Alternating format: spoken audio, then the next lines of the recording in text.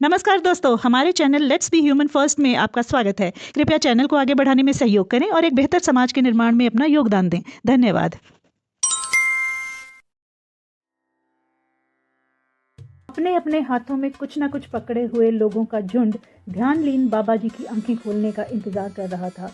जैसे ही बाबा जी ने आंखें खोली, एक एक करके सब लोग हाथ में पकड़ा सामान बाबा जी के चरणों में रखने लगे। किसी न किसी वस्तु के साथ सब लोग कागज की एक एक पर्ची भी रख रहे थे। 2 महीने पहले ही बाबा जी मुंबई की इस चौल में ठौर ठिकाने की तलाश में आए थे। धीरे धीरे अनुयायी बनने लगे और अपनी अपनी इच्छाएं लेकर आने लगे। बाबा जी का एक नियम था कि जो व्यक्ति अपनी इच्छा की पूर्ति के लिए आता है, उसे वो इच्छा एक कागज पर लिखकर देनी होगी और साथ में कि अपनी कोई ऐसी वस्तु को देना होगा जो उसे बहुत प्रिय हो। देखते ही देखते बाबा जी के पास पर्चियों और चीज़ों का ढेर लगने लगा। बेहतर नौकरी, बड़ा घर, बच्चों के लिए अच्छा भविष्य, व्यवसाय में तरक्की, मनपसंद जीवन साथी, विदेश में बसना आदि अनगिनत इच्छाएं छोटे छोटे कागजों में कैद थी। पास ही पड़ा था सामान का ढेर जो दिन प्रतिदिन बढ़ता ही जा रहा था। कपड़े, घड़ियां, रोजमर्रा के इस्तेमाल की चीजें, मोबाइल फोन और यहाँ तक कि सोने की अंगूठियां और चेनें भी। जितनी बड़ी इच्छा उतना बड़ा त्याग। शायद इसी आधार पर कई तरह की सस्ती महंगी चीजें जमा हो गई थी।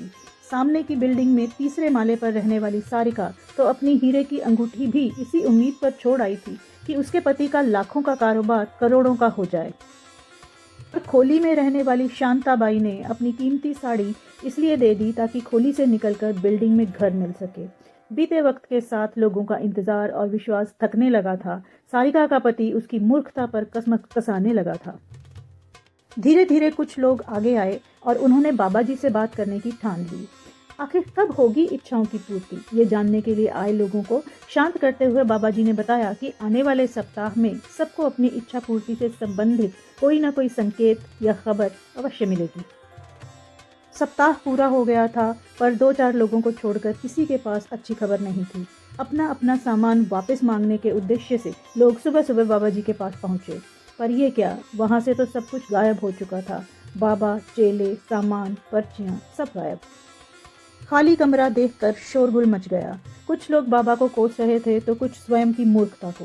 लुटे जाने का दुख तो अलग बात थी, सबको ज्यादा तकलीफ इसलिए हुई क्योंकि उन्होंने अपनी अपनी प्रिय वस्तुओं से हाथ धो दिए थे। दिन के समय पुलिस में रिपोर्ट लिखवाना तय करके वो सब लोग अपने अपने घरों को लौट गए। जैसे ही वापस घर पहुंचे, एक एक लिफाफा उन्हें अपने द्वार के पास मिला।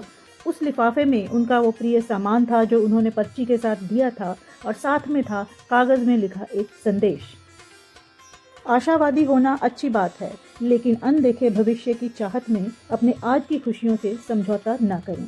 सारिका ने ये शब्द पढ़े, अपने हीरे की अंगूठी हाथ में पकड़े और भरी आंखें लिए सारिका मुंह में फुसफुसाई, इच्छा पूर्ति बाबा की जय।